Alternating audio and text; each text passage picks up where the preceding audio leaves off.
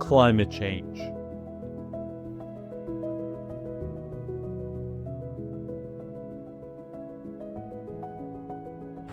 You've probably heard these two words so many times that they've probably lost meaning. It's such a massive global problem that it's really easy to feel overwhelmed. And that's exactly how I feel. Overwhelmed. Hi, my name is Harjap, and I'm a biology student here with a working position at the UBC Botanical Garden. And like many of you, I care about the future. I care about climate change, but sometimes it feels too big to even think about. Melting glaciers, rising sea levels, flooding, drought, tipping points, and feedback loops. The processes and effects of climate change are all of these really big, out of control things.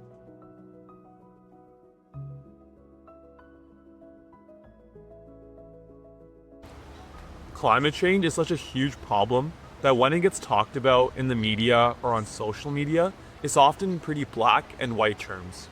As an individual, you often feel like your main options are to either live in constant fear of the future or to avoid thinking about the future altogether. I think a lot of people choose to not think about climate change in order to avoid the feeling of hopelessness associated with it.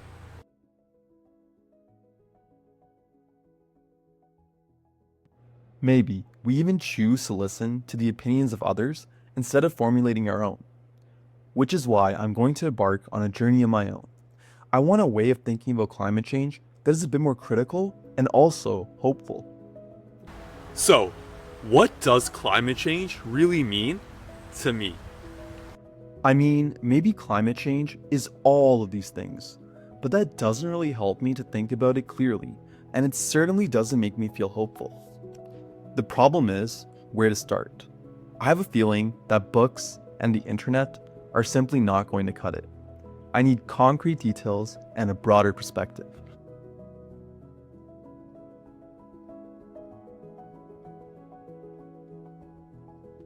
Wait a moment.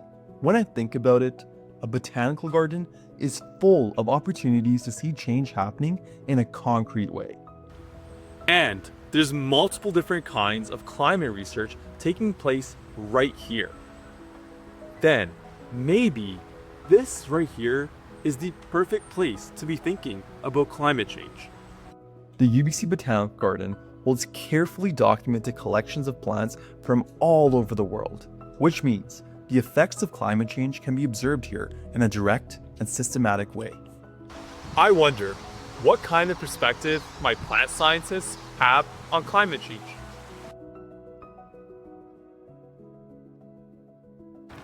At the same time, because they depend on reciprocal relationships with other institutions in order to maintain their collections, botanical gardens are often very well connected with each other on an international level. Not many people know it, but these are vital hubs of climate expertise and knowledge sharing. Not only that, but maybe some of the people who work here at the UBC Botanical Garden can help me think about climate change in a more concrete and hopeful way. I think I'm onto something. Let's put all of this on the back burner and think about climate change with a fresh, new perspective.